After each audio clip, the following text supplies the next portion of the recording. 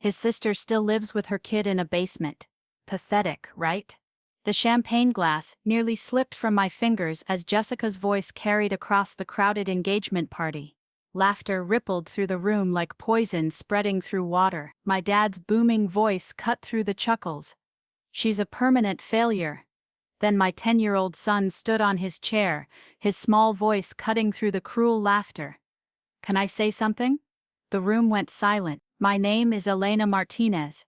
And I wasn't always the woman hiding in the corner of my brother's engagement party. 3 years ago, I was Elena Rodriguez Martinez, married to what everyone thought was the perfect man, living in what everyone assumed was the perfect house in Westchester County. I had a master's degree in education, a teaching position at a prestigious private school, and a social circle that included other accomplished mothers who met for weekly tennis and monthly book clubs. But perfection, I learned, is often just a well-maintained facade. My marriage to David began unraveling when I was 7 months pregnant with our son Lucas. I discovered the first affair through a carelessly left phone notification, then another, and another. Each discovery felt like a small death, but I stayed because I was scared, because I was pregnant, because everyone kept telling me how lucky I was to have such a successful husband. David was charming, successful, and knew exactly how to make me feel like I was the problem. When I confronted him about the affairs, he'd flip it around. I was too emotional, too demanding, too focused on drama instead of supporting his career. He'd buy me flowers, promise to change, and then disappear for business trips that I knew weren't business at all. The final blow came when Lucas was 18 months old. I found David in our bed with my former best friend, Rebecca. Not in a hotel, not in some distant city, in our home, in the bed where I'd nursed our son through countless sleepless nights. The divorce was brutal. David had family money and better lawyers. He painted me as an unstable mother who was clearly suffering from postpartum depression and couldn't handle the pressures of being married to a successful man. Meanwhile, his mother spread rumors through our social circle that I was difficult and had issues with paranoia. I lost the house, I lost most of my friends, I lost the financial security that had made me feel safe. But I kept Lucas, and I kept my dignity, though some days that felt like cold comfort. My family's reaction was complicated. My parents had always favored my younger brother Marcus. He was the golden child, handsome, charismatic, successful in business. When my marriage fell apart, instead of rallying around me, they seemed embarrassed by my failure. My father, a man who measured worth by financial success, couldn't understand why I couldn't make it work with David. My mother, who had spent years bragging about my perfect marriage to her friends, seemed to take my divorce as a personal affront. Marcus, to his credit, offered to let Lucas and me stay in the basement apartment of his house temporarily. "Just until you get back on your feet," he said. That was 2 years ago. The basement apartment wasn't luxurious, but it was clean, safe, and most importantly, it was a place where Lucas could have his own room and I could start rebuilding our lives. I took a job at a local elementary school, a significant pay cut from my previous position, but it came with benefits, and more importantly, a schedule that allowed me to be present for Lucas. Every morning I'd wake up at 5:30 a.m. to prepare breakfast for Lucas, pack his lunch, and get myself ready for another day of teaching second graders. The work was fulfilling, but the financial stress was constant. I was living paycheck to paycheck, trying to save enough for a security deposit on our own place while also managing student loan payments, car insurance, and the 1,000 small expenses that come with raising a child. The hardest part wasn't the financial struggle, it was the way people looked at me. At family gatherings, I became the cautionary tale, the woman who couldn't keep her husband happy, the sister who moved backward in life. I watched my parents beam with pride when they talked about Marcus's achievements, his new house, his promotion, his engagement to Jessica. When people asked about me, they'd lower their voices and say things like, "She's going through a difficult time," or "She's trying to figure things out." But I was figuring things out. Every day I was figuring out how to be a single mother, how to rebuild my career, how to create a stable, loving home for my son in a space that wasn't even technically mine. I was figuring out how to smile when people pitied me, how to hold my head high when former friends whispered about my situation, how to teach Lucas that our worth wasn't determined by our address or our bank account. Most days I felt like I was drowning quietly, maintaining a calm surface while my legs kicked frantically underwater. I'd developed a repertoire of responses to the well-meaning but painful questions. Are you dating anyone? I'm focusing on Lucas right now. Have you thought about moving closer to your parents? We're happy where we are. Do you ever talk to David? We communicate about Lucas when necessary. The truth was, I was proud of what I'd built. Lucas was thriving in his school.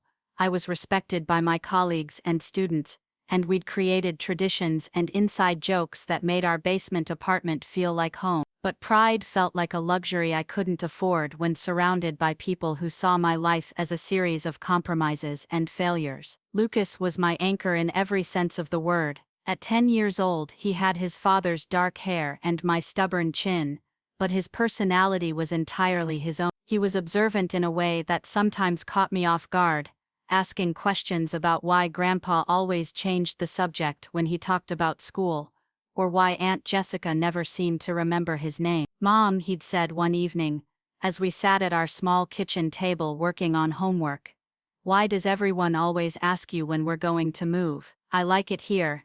I'd looked up from the math worksheet I was helping him with, surprised by his directness. "What do you mean, sweetheart?" "At Uncle Marcus's birthday party, like 5 different people asked you about your situation and when you were going to get your own place. But this is our own place, isn't it?" Out of the mouths of babes. Lucas had somehow understood what I'd been struggling to articulate even to myself. We weren't squatting in Marcus's basement. We were living in our home. We paid rent. We had our own entrance. We'd painted the walls and hung pictures and created a space that reflected who we were. Lucas had his own way of processing our family dynamic. He'd started keeping a journal at school, and his teacher, Mrs. Patterson, had mentioned during parent conferences that he often wrote about grown-ups who say things that don't make sense. When I asked him what he meant, he'd shrugged and said, like when people say you're not doing good but you're the best mom and the best teacher and you help everyone. He'd also developed a fierce protective instinct toward me that was both heartwarming and heartbreaking. When his father called, which was sporadic at best, Lucas would take the phone with a polite but cool "Hello, David." Not Dad or Daddy, just David. When I asked him about it, he'd said, "He doesn't do dad things, so why should I call him Dad?" The custody arrangement was supposed to be every other weekend, but David's follow-through was inconsistent. He'd cancel at the last minute due to work emergencies or family obligations. Lucas had learned not to get too excited about these visits, which broke my heart in ways I couldn't fully express. But Lucas was also incredibly resilient. He'd made friends in our neighborhood, joined the school's science club, and developed a love of cooking that we'd been exploring together in our small kitchen. He'd learned to make pancakes from scratch, and Saturday morning pancake breakfast had become our sacred tradition. "Mom," he'd said recently as we flipped pancakes together, "I know some kids have bigger houses and more stuff, but I like that it's just us, it's quieter, and we get to do what we want." That comment had made me cry later when he was asleep, not from sadness, but from gratitude. Somehow, despite everything, I'd managed to create a childhood for him that felt safe and happy and full of love. Lucas was also incredibly smart about people. He'd started making observations about family dynamics that were uncomfortably accurate. "Uncle Marcus acts different when Aunt Jessica is around," he'd mentioned after one family dinner. "Like he's performing or something. Or Grandpa always talks about money and jobs, but he never asks about my school or my friends." As Marcus's engagement party approached, Lucas had been uncharacteristically quiet. "Are you nervous about the party?" I'd asked him. He'd shrugged.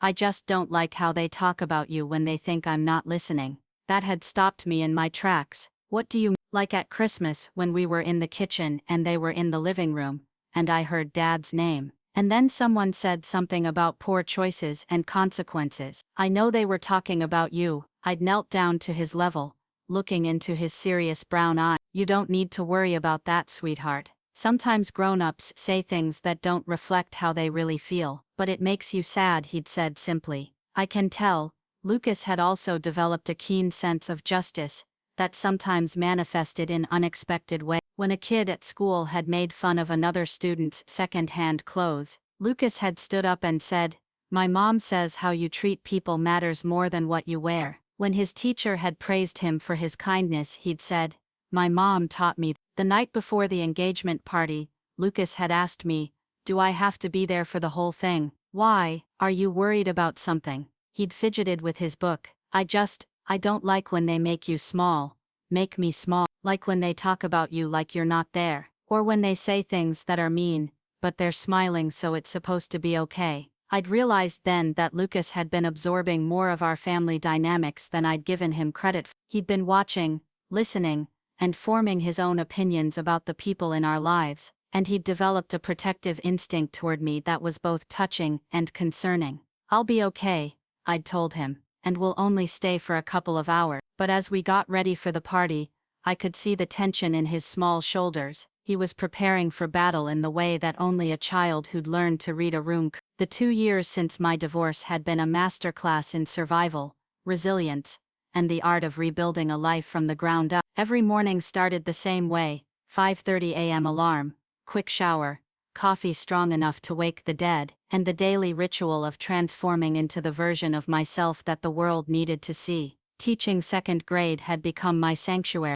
There's something profoundly healing about spending your days with 7-year-olds who think you're the smartest person in the world, and who celebrate the smallest victories with unbridled enthusiasm. When Sophia finally mastered her times tables, when Marcus, a different Marcus, not my brother, wrote his first complete story, when the entire class successfully completed a science experiment.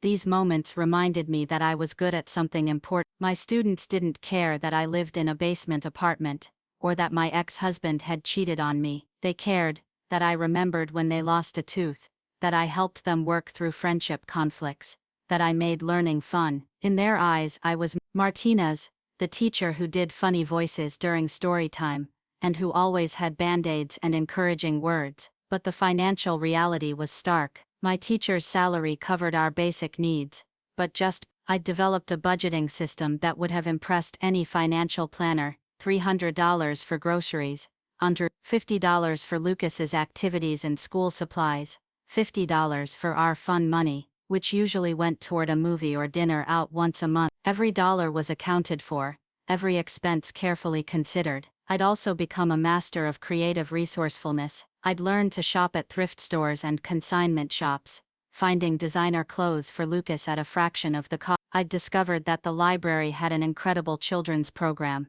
and that most museums had free admission days. I'd become friends with other single mothers in our neighborhood, and we'd created an informal support network, sharing babysitting duties, carpooling to activities, and celebrating each other's small victories. The evenings were our time. Lucas and I had developed routines that made our small space feel rich and full. We'd do homework together at the kitchen table, with me grading papers while he worked on math problems. We'd take walks around the neighborhood, talking about his day, his friends, We'd experiment with new recipes, turning cooking into an adventure rather than a chore. Weekends were for bigger adventures. We'd explore hiking trails, visit farmers markets, or take the train into the city for free museum day. I'd learned to plan activities that were enriching but inexpensive, and Lucas had developed an appreciation for simple pleasures: a successful rock hunting expedition, a perfect picnic in the park, a Saturday morning spent building elaborate blanket fort. I'd also started taking night classes at the local community college, working toward a certificate in educational technology. It was slow going. One class per semester was all I could manage with work and parenting responsibilities, but it was Every assignment completed, every test passed, was a small victory in my long-term plan to improve our financial situation. The hardest part was the loneliness, not just romantic loneliness, though that was certainly present, but the deeper isolation that comes from feeling like you're constantly defending your choices and your work. I'd lost most of my married friends in the divorce, not through any dramatic confrontation, but through the gradual realization that our lives no longer had much in common. They were dealing with vacation planning and home renovations. I was dealing with food budgets and childcare logistics. I'd tried dating briefly, but it felt overwhelming. How do you explain to someone that you're not looking for a provider or a father figure for your child, but rather a partner who understands that your life is full and complex and beautiful even without them? Most of the men I met seemed to view my situation as something to be fixed rather than understood, so I'd focused on building a different kind of life. I'd reconnected with college friends who were also navigating single motherhood. I'd joined a book club at the library. I'd started volunteering at Lucas's school, which had connected me with other parents who appreciated my dedication rather than pitying my circumstances. The saving was slow but steady. Every month I'd transfer $50 or $100 to a savings account earmarked for our future apartment. It wasn't much, but it was consistent. I'd calculated that if I could maintain this pace for another year, we'd have enough for a security deposit and first month's rent on a modest 2-bedroom apartment. I'd also started setting boundaries with my family. When my mother would make comments about my temporary situation, I'd calmly redirect, "Lucas and I are happy where we are right now." When my father would offer unsolicited advice about getting back out there, I'd thank him and change the subject. When Marcus would make jokes about his basement tenant, I'd smile tightly and find a reason to leave the room. The growth was internal as much as external. I'd learned to differentiate between genuine concern and judgment disguised as caring. I'd developed a sense of pride in my resourcefulness, my resilience, my ability to create joy and stability under challenging circumstances. I'd learned to trust my instincts about people, to value kindness over status, to measure success by happiness, rather than external mark. Most importantly, I'd learned to see my story not as a series of failures, but as a series of choices. I'd chosen to leave an unhappy marriage. I'd chosen to prioritize my son's well-being over my own comfort. I'd chosen to rebuild slowly and carefully, rather than rushing into situations that might have been expedient, but not sustainable. The morning of Marcus's engagement party, I'd looked in the mirror and seen someone I was proud of. Yes, I was tired. Yes, I was stressed about money. Yes, I sometimes felt overwhelmed by the weight of being solely responsible for another human being's happiness and development. But I was also strong, capable, and creating a life that aligned with my values rather than others' expectations. I'd chosen a simple but elegant dress for the party, navy blue, purchased on sale but tailored to fit perfectly. I'd done my hair and makeup carefully, not to impress anyone but to feel confident and put together. Lucas had put on his best khakis and button-down shirt, and we'd looked at ourselves in the mirror together. "We look good, Mom," he'd said. "We do," I'd agreed. "And more importantly, Marcus's house was the kind of place that appeared in home design magazines, all clean lines, neutral colors, and carefully curated accessories that suggested both wealth and taste. As Lucas and I walked up the brick pathway, I felt the familiar tightness in my chest that came from entering spaces where I'd once felt comfortable but now felt like an outsider. The party was already in full swing when we arrived. The living room had been transformed into an elegant cocktail space, with catered hors d'oeuvres, professional bartenders, and flower arrangements that probably cost more than my monthly grocery budget. I recognized most of the faces: family friends, Marcus's colleagues, people who'd known me before, and who now greeted me with the particular smile reserved for those who'd experienced what they considered a significant downfall. "Alina," my mother called out as we entered. She was wearing a new dress and had clearly been to the salon that morning. "You look lovely, and Lucas, look how handsome you are." Lucas smiled politely and accepted her hug, but I could feel his tension. He'd developed a radar for situations where he needed to be on rather than just being himself. The first hour passed in a blur of small talk and careful navigation. I found myself falling into old patterns, smiling at comments that weren't particularly funny, nodding at advice I didn't ask for, deflecting questions about my future plans with vague but optimistic responses. "Alina, how are you holding up?" asked Mrs. Henderson, my mother's longtime friend. The phrase "holding up" suggested that my life was a burden to be endured, rather than a reality to be lived. "We're doing well," I replied, keeping my voice light. "Lucas is having a great year at school, and I'm really enjoying my teaching position." "That's wonderful," she said, but her tone suggested she found it more sad than wonderful. "And are you seeing anyone?" This question came up at every family gathering, as if my romantic status was the key indicator of my recovery from divorce. "I'm focused on Lucas right now," I said, the response I'd perfected. Of course. "Well, I'm sure when the time is right. I excused myself to check on Lucas, who was sitting at the kitchen island with a book, apparently unbothered by the adult conversation swirling around him. But I could see the way he was watching everyone, taking mental notes about who said what and how they said it. "You okay, sweetheart?" I asked. He nodded. "Just observing," he said, a phrase he'd picked up from one of his science books. Marcus appeared beside us, looking handsome and relaxed in his perfectly fitted suit. "Alina, you look great, and Lucas, buddy, you clean up nice." "Thanks," Lucas said politely. "Jessica's been looking forward to meeting you properly," Marcus continued. "I know you guys have met before, but she's been busy with wedding planning and all that." Jessica materialized as if summoned, wearing a dress that probably cost more than my monthly rent. She was undeniably beautiful, tall, blonde, with the kind of effortless elegance that comes from a lifetime of privilege. She'd been polite but distant during our previous interactions, and I'd gotten the impression that she viewed me as one of Marcus's family obligations, rather than someone she needed to genuinely connect with.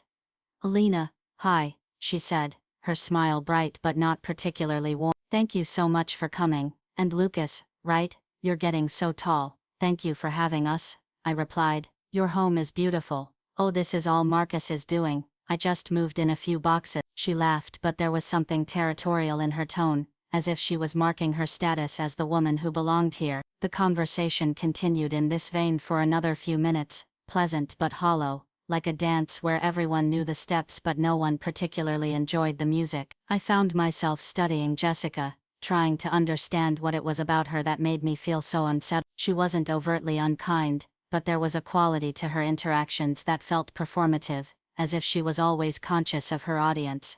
As the evening progressed, I noticed that Jessica had a talent for making comments that sounded supportive but carried subtle bars. When someone mentioned my teaching job, she'd say, "Oh, how rewarding that must be, working with children. I don't know how you do it. I need more intellectual stimulation." When someone asked about our living situation, she'd say, "It's so smart how you're saving money by living with Mark." Very practical. Each comment was delivered with a smile and a tone that made it difficult to take offense, but the cumulative effect was exhausting. I felt like I was playing a game where I didn't know the rules, and Jessica was winning simply by making me feel like I was losing. Lucas seemed to be picking up on the undercurrents as well. He'd grown quieter as the evening progressed, and I could see him watching Jessica with the same intense focus he brought to solving complex math problems. "Mom," he whispered to me during a lull in conversation, "she doesn't like us." "What makes you say that?" I asked. "She smiles when she talks to us, but her eyes don't smile, like when someone gives you a compliment but they don't mean it." Out of the mouths of babes, indeed. Lucas had identified what I'd been feeling but couldn't quite articulate. Jessica's interactions with us felt like a performance, and not a particularly generous one. As the party moved toward the formal toasts, I found myself feeling increasingly uncomfortable. The room was full of people who'd known me during my marriage, who'd witnessed my divorce, who'd formed opinions about my choices and my character. I was surrounded by reminders of the life I'd lost and the judgments I'd endured, but I was also aware of how much I'd changed. 2 years ago, I would have been desperate to prove myself to these people, to convince them that I was still worthy of their respect and approval. Now, I found myself caring less about their opinions, and more about Lucas's comfort and my own integrity. "You ready for this?" Marcus asked as he prepared to call for everyone's attention. "Ready for what?" I asked. "The toasts," he said. Jessica wanted to do something special. I felt a flutter of unease, but I smiled and nodded. Of course. Lucas had moved to stand beside me, and I could feel his small hand slip into mine. Whatever was coming, we'd face it together. Marcus clinked his champagne glass with a knife, and the room gradually quieted. "Thank you all so much for being here tonight," he began, his voice carrying the confident charm that had always made him the center of attention. "Jessica and I are so grateful to have all of you here to celebrate with us." The crowd murmured appreciatively, and Jessica moved to stand beside him, her hand finding his arm in a gesture that looked practiced and perfect. "Before we officially announce our engagement," Marcus continued, "Jessica wanted to say a few words." Jessica took the microphone with the confidence of someone accustomed to being the center of attention. She smiled at the crowd, her posture perfect, her delivery polished. "Thank you all for being here," she began, her voice carrying easily through the room. "When Marcus and I started dating, I knew I wasn't just getting a wonderful man, I was getting a whole family, And what a family it is. The crowd chuckled appreciatively. I felt Lucas's hand tighten slightly in mine. I've learned so much about the Martinez family over the past year, Jessica continued, about their values, their history, their traditions, and I've come to understand that every family has its characters. Another chuckle from the crowd, but this one felt different, more pointed. For instance, Jessica said, her smile never wavering, Marcus's sister Elena is here tonight. She's been living in Marcus's basement with her son for the past couple of years, which I think shows I mean, not everyone would be comfortable with that kind of arrangement, but Elena's made it work. His sister still lives with her kid in a basement. Pathetic, right? The room erupted in laughter. Not the kind of laughter that comes from genuine amusement, but the cruel, sharp laughter of people who are relieved that someone else is the target of ridicule. I felt the air leave my lungs. The champagne glass in my hand suddenly felt impossibly heavy. Around me, faces that had been politely distant moments before were now openly amused.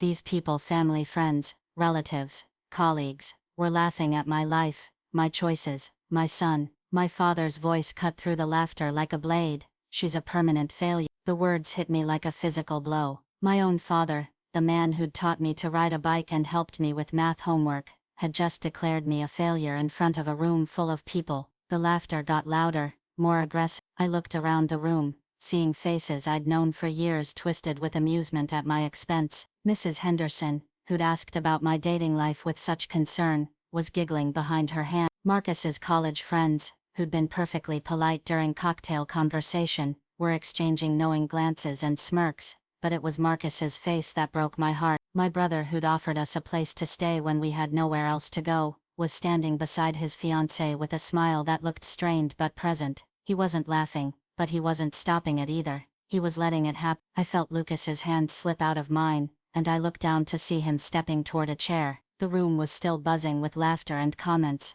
people turning to look at me with expressions ranging from pity to amusement to outright cruelty. Then my 10-year-old son climbed onto his chair, his small frame suddenly elevated above the crowd of adults who'd been laughing at our expense moments before. "Can I say something?" he asked, his voice clear and carrying despite his age. The room went silent so quickly it was almost violent. The laughter died as if someone had flipped a switch. Every face in the room turned toward Lucas, who stood on his chair with the kind of calm determination that reminded me exactly why I'd fallen in love with being his mother. Jessica's smile faltered for the first time all evening. Marcus looked confused, as if he couldn't quite process what was happening. My father's face had gone from amused to concerned in the space of a heartbeat. But Lucas wasn't finished. He looked around the room with the same focused intensity he brought to everything that mattered to him, and I realized that my son, my quiet, observant, brilliant son, was about to change everything.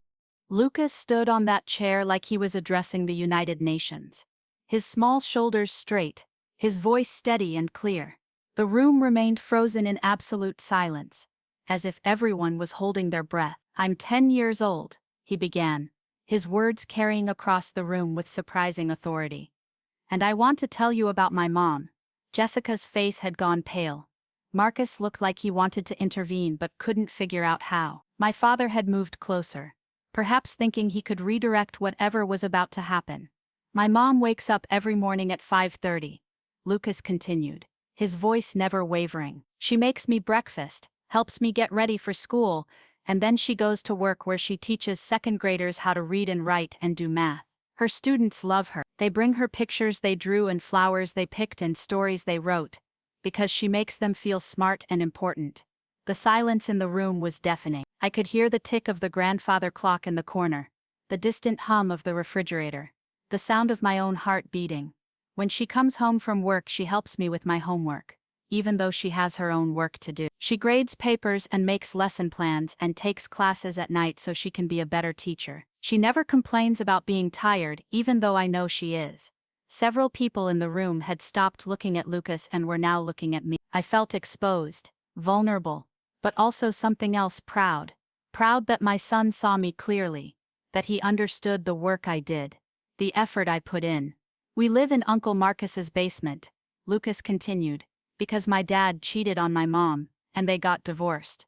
But our home isn't pathetic. We painted the walls yellow because it makes us happy. We have a kitchen where we cook pancakes on Saturday mornings. We have a living room where we build blanket forts and watch movies. We have a garden where we grow tomatoes and herbs. Jessica's champagne glass was shaking in her hand. Marcus had gone completely still, his face a mask of shock and something that might have been shame. My mom pays Uncle Marcus rent, Lucas said, his voice gaining strength. She pays for our groceries and our clothes and my school supply. She saves money every month so we can get our own apartment someday. She doesn't take money from my dad or from Grandma and Grandpa. She takes care of us by herself. My father had moved to stand directly in front of Lucas, his face a mixture of alarm and something else, recognition perhaps, of truths he'd been unwilling to acknowledge. She's not a failure, Lucas said, looking directly at my father. She's the strongest person I know. She left a marriage that made her sad because she wanted to show me that you don't have to stay in situations that hurt you. She works 2 jobs, teaching and taking care of me, and she's good at both of them. The room was so quiet I could hear people breathe. Some faces showed shock, others embarrassment. A few showed what looked like genuine reflection. And she's not pathetic, Lucas said, turning to look at Jessica. She's kind and smart and funny. She volunteers at my school and helps other kids with their reading. She donates clothes to the shelter and makes meals for sick people in our neighborhood. She does nice things for people who can't do anything for her. Jessica's carefully composed facade was cracking. She looked around the room as if searching for support, but found only uncomfortable silence and averted eyes. I know some of you think we should be embarrassed about where we live or how much money we have, Lucas continued. But I'm not embarrassed, I'm proud. I'm proud that my mom chose to be happy instead of staying married to someone who was mean to her. I'm proud that she works hard and takes care of people. I'm proud that she's teaching me that how you treat people matters more than what kind of house you live in. He paused, looking around the room one more time. When he spoke again, his voice was quieter but somehow more powerful. My mom says that grown-ups sometimes say things that say more about them than about the people they're talking about. I think that's what happened here tonight, because my mom isn't pathetic or a failure. She's perfect and she's mine, and I don't care what any of you think about that.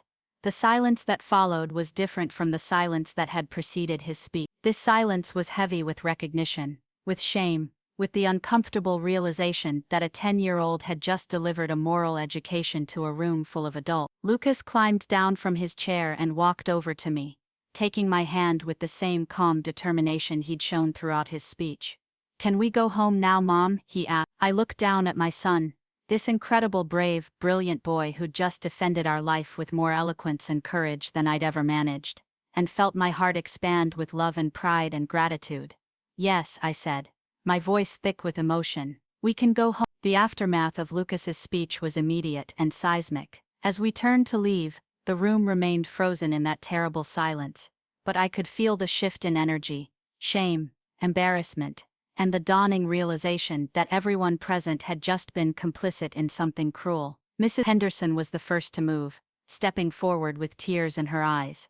"Elena, I'm so sorry. I had no idea," but I held up my hand, not ready for apologies or explanations. "We're leaving," I said simply. As we walked toward the door, I could hear the murmur of voices beginning behind us. Urgent whispers, heated exchanges, the sound of people trying to process what had just happened. "Elena, wait," Marcus called out, his voice strained. I turned to face my brother, this man who'd stood by and watched while his fiancée humiliated me in front of a room full of people. His face was pale, his confident demeanor completely shattered. "That was my son," I said quietly. "That was my 10-year-old son who just had to defend his mother's honor because the adults in this room couldn't manage basic human decency." Marcus opened his mouth to speak, but no words came out. Behind him, Jessica was surrounded by a small group of women, who seemed to be having an intense conversation, their voices low but their body language agitated. "I offered you a place to stay," Marcus said finally, his voice defensive. "I've been helping you, you've been helping me," I interrupted, "and I've been grateful. But that doesn't give you or your fiancé the right to humiliate me as entertainment for your guests." My father approached us, his face showing an emotion I hadn't seen from him in years, genuine remorse. "Elena, I shouldn't have said what I said. I was caught up in the moment, and You called me a permanent failure," I said, my voice steady despite the pain in my chest. "In front of your grandson, in front of everyone we know." He winced as if I'd slapped him. "I didn't mean it. I was just, Jessica was making a joke and I thought you thought it was funny," I finished.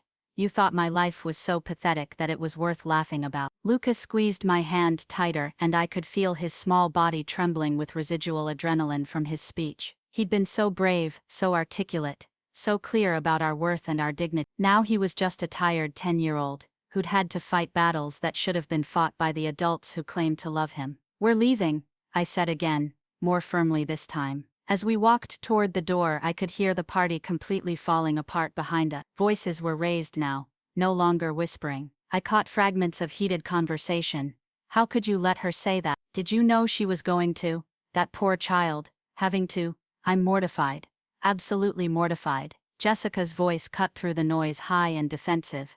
I was just trying to be funny. Everyone knows she's been going through a hard time. Fun. Someone else's voice. I thought it might be my cousin Maria.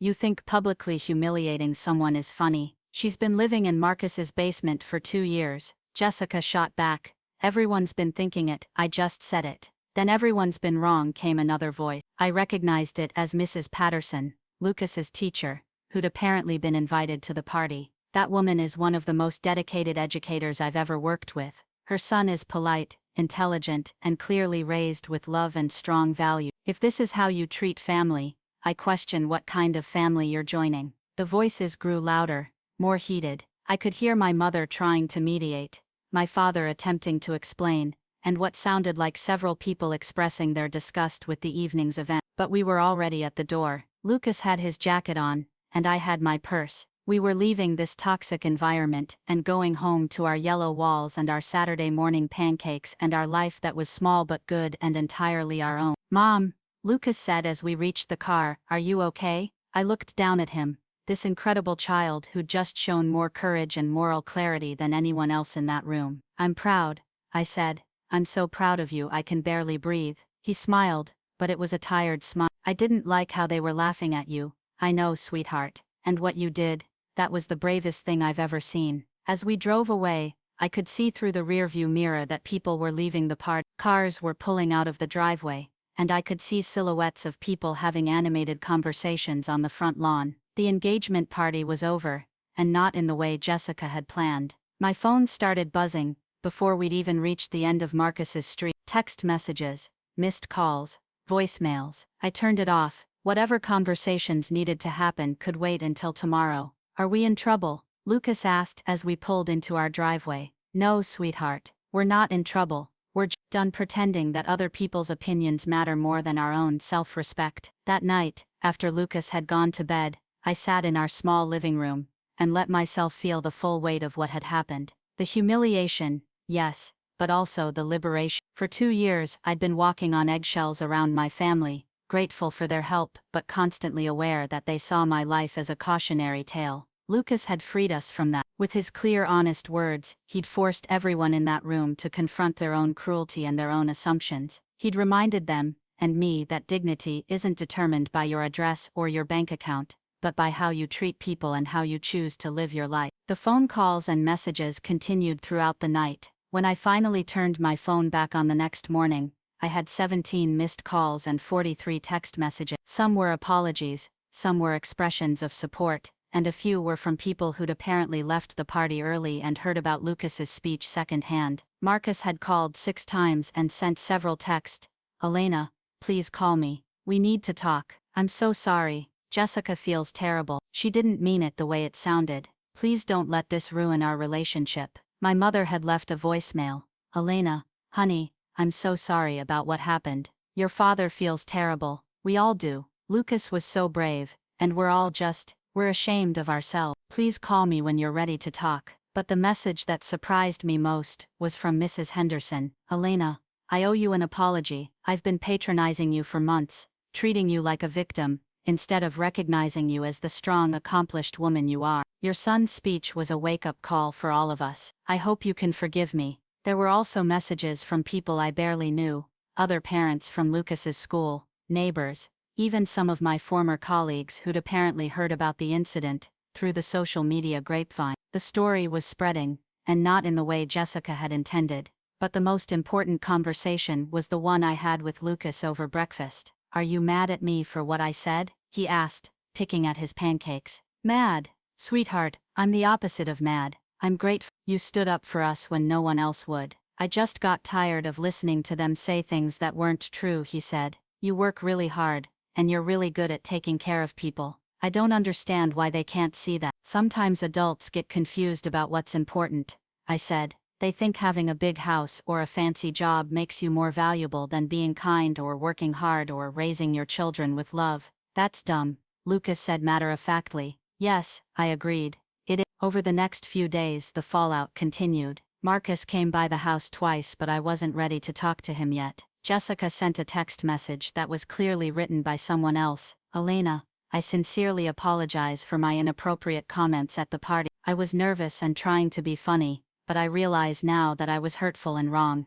I hope you can forgive me. The apology felt hollow, performative, the same way her original comments had felt, but I appreciated the effort, even if I wasn't ready to accept it. What surprised me most was how the incident had changed other people's perceptions of us. Mrs. Patterson called to tell me that several parents had approached her asking about tutoring opportunities with me. A neighbor I barely knew stopped by to ask if I'd be interested in helping with their community garden project. People who'd been polite but distant suddenly seemed to see me as someone worth knowing. It's funny, I told Lucas one evening, as we worked on homework together. People are treating us differently now.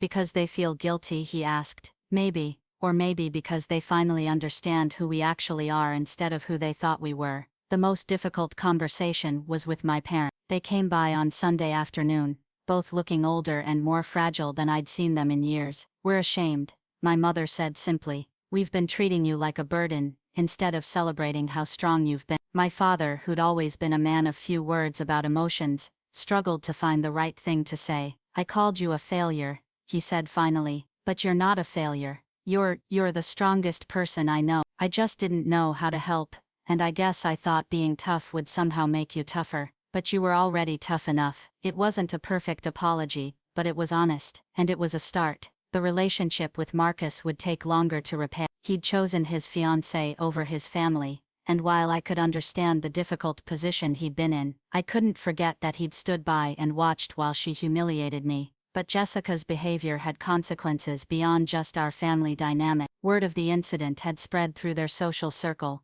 and apparently several people had called to express their disapproval. The wedding venue had received a call from someone who'd been at the party, questioning whether they wanted to host an event for people who treated family members so poorly. She's facing some social consequences, Marcus told me during one of our phone conversations. People are talking about what happened, and not in a good way. I didn't take pleasure in Jessica's discomfort, but I was glad that actions had consequences. For too long I'd been absorbing other people's cruelty and making excuses for their behavior. Lucas had shown me that sometimes the best response to cruelty is simply to name it clearly and walk away with dignity. The weeks following the engagement party brought unexpected gifts wrapped in the aftermath of that terrible night. What had started as public humiliation had somehow transformed into a community awakening, as if Lucas's brave words had given people permission to see past their assumptions and recognize the life we'd actually built. The first surprise came from Mrs. Patterson, who called 3 days after the party with a proposal that would change everything.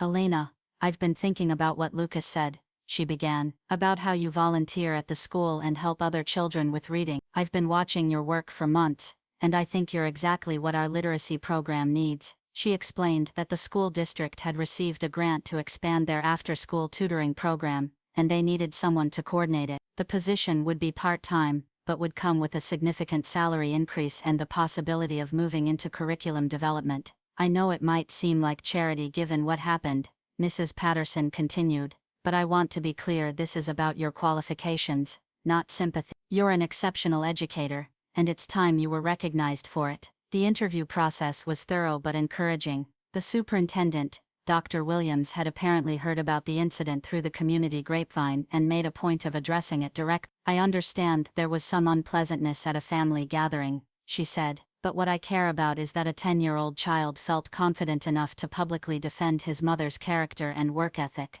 That tells me everything I need to know about your parenting and your value. I got the job. The salary increase meant we could finally move out of Marcus's basement and into our own apartment. More importantly, it meant I could see a path forward professionally. a way to build the career I'd always wanted while staying true to the work I love. The apartment hunting process was both exciting and terrifying. For the first time in 2 years, I was looking at places that were ours, not temporary, not borrowed but genuinely ours. Lucas insisted on coming to every viewing, approaching each potential home with the same serious consideration he brought to everything that mattered. "I like this one," he said when we walked into a bright 2-bedroom apartment in a complex with a playground and a community garden. "It feels happy." He was right. The apartment had large windows that let in lots of natural light, a kitchen big enough for our Saturday morning pancake tradition, and a bedroom for Lucas that he could decorate however he wanted. The rent was manageable with my new salary, and the location was perfect, close to both of our schools with a park within walking distance. "Are you sure about this?" I asked him as we filled out the application. "It's a big change, Mom," he said, looking at me with those serious brown eyes. "We've been ready for this for a long time. We just needed everyone else to catch up." The move itself was surprisingly emotional. As we packed our belongings from the basement apartment, I found myself reflecting on the woman who'd moved in 2 years earlier, broken, scared, desperate for any kind of stability. That woman had been focused on survival. The woman packing these boxes was focused on building something beautiful. Marcus helped us move, which was both generous and awkward. The relationship between us was still strained, but he seemed genuinely committed to repairing it. He'd broken up with Jessica 2 weeks after the party, though he insisted it wasn't solely because of the incident. "She showed me something about herself that night," he told me as we loaded boxes into his truck. "The way she talked about you, about Lucas, it wasn't just cruel, it was calculated." I realized I didn't want to build a life with someone who could be that deliberately hurtful. I appreciated his honesty, but I also knew that rebuilding trust would take time. He'd allowed me to be humiliated in his home, and while I could forgive him, I couldn't forget it. The new apartment felt like a fresh start in every possible way. Lucas chose bright blue paint for his bedroom, and spent hours arranging his books and science projects. I turned the second bedroom into a combined office and guest room, creating a space where I could work on curriculum development and where Lucas could have friends sleep over. But the most meaningful change was in how people outside our family began to see us. The story of Lucas's speech had somehow spread through the community, and people who'd never paid much attention to us before began to seek us out. A woman from the neighborhood book club invited me to join, mentioning that she'd heard about my remarkable son and wanted to get to know us better. A father from Lucas's class asked if I'd be interested in helping with their science fair project, saying he'd been impressed by Lucas's confidence and articulation. Most surprisingly, several parents from the school began reaching out for private tutoring service. Word had spread that I was the teacher whose son had publicly defended her work ethic, and suddenly parents wanted their children to work with someone who inspired that kind of loyalty and respect. The tutoring work started as a few hours a week but quickly grew into a substantial side business. I found myself working with children of various ages,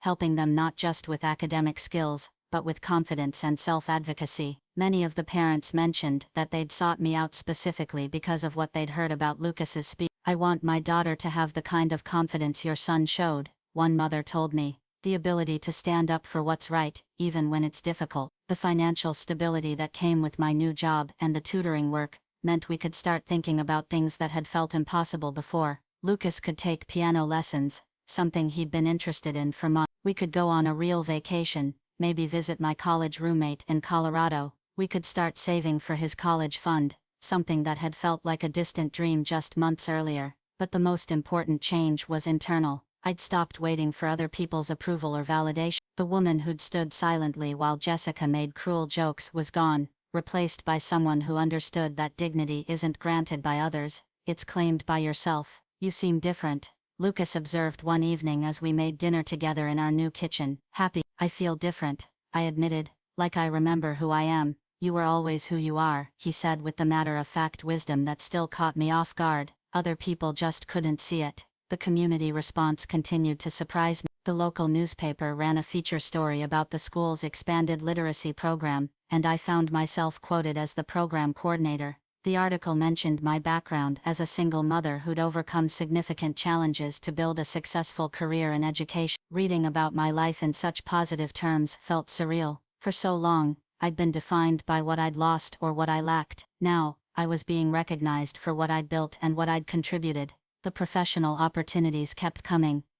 Williams asked me to present at a regional education conference about innovative approaches to literacy instruction. A neighboring school district reached out about consulting opportunities. I was invited to join the Curriculum Development Committee for the county. You're becoming famous, Lucas teased as we looked at my growing calendar of professional commitments. I'm becoming recognized, I corrected. There's a difference. What's the difference? Famous is about what other people think of you. Recognized is about people finally seeing what was always there. The most unexpected development was in my relationship with my parents. My father, who'd spent years measuring my worth by external markers of success, began to understand that I'd been successful all along, just not in ways he'd been trained to value. I'm proud of you, he told me one Sunday afternoon as we watched Lucas play soccer in the park. Not because of your new job or your apartment. I'm proud because you raised a boy who knows right from wrong, and isn't afraid to speak up when something matters. My mother had started bragging about me to her friends,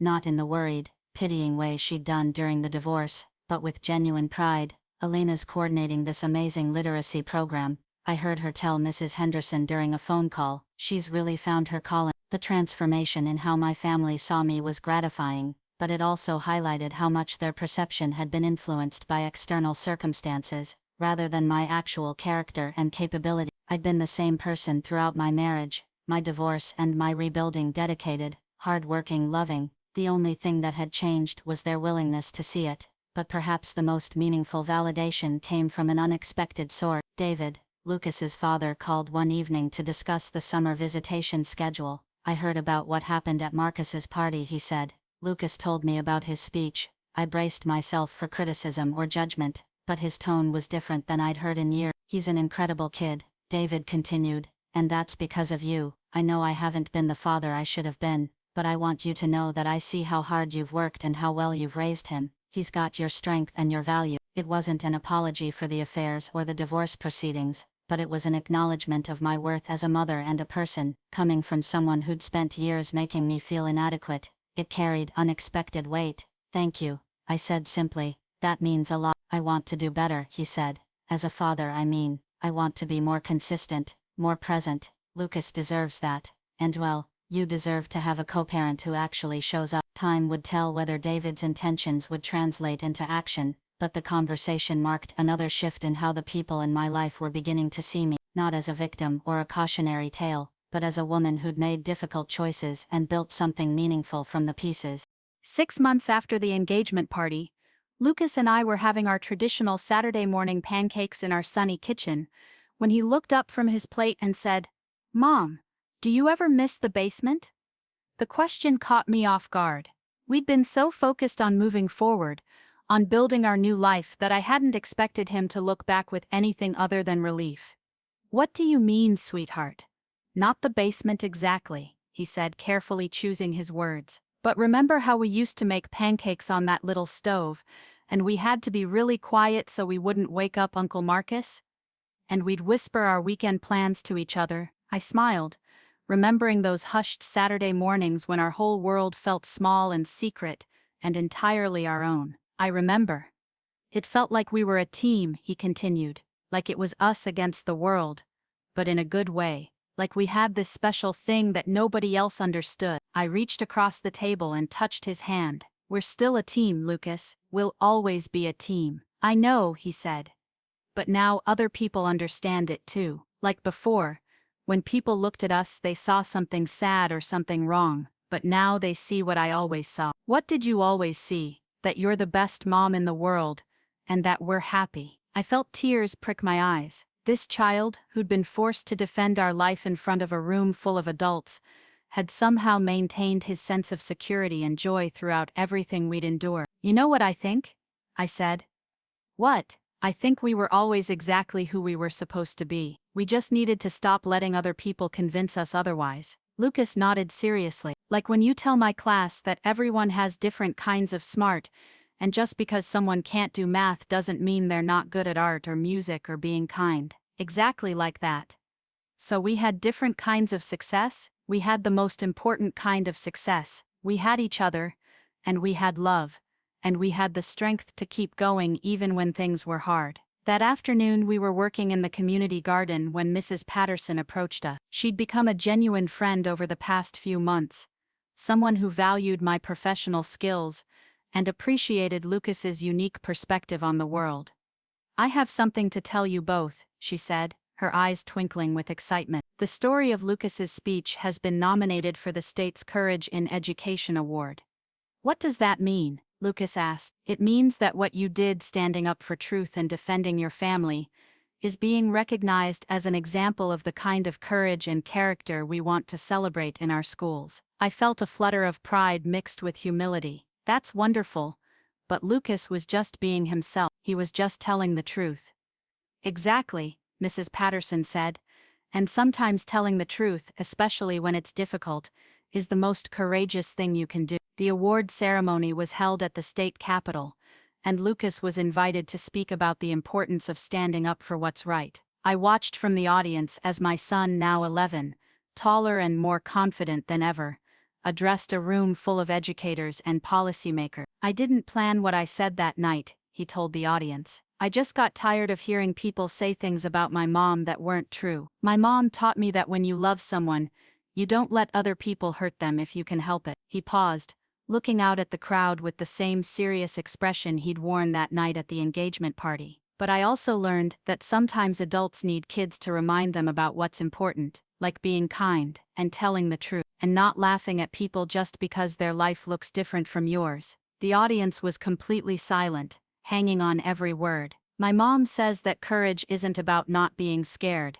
it's about doing the right thing even when you are scared." I was scared that night, but I was more scared of letting people think bad things about the best person I know. He looked directly at me then, and smiled. "My mom is still the best person I know, and our life is still the best life I could imagine. We just don't have to defend it anymore." The standing ovation lasted for several minutes. Afterwards, people came up to us, teachers, administrators, parents, to thank Lucas for his words, and to share their own stories of times when they'd had to find courage to speak difficult truth. But the moment that mattered most came as we were leaving the ceremony. Lucas took my hand and said, "Mom, I'm proud of us. I'm proud of us too, sweetheart. Not because of the award or anything like that," he said, "but because we figured out how to be happy even when other people didn't understand us. We did figure that out, didn't we?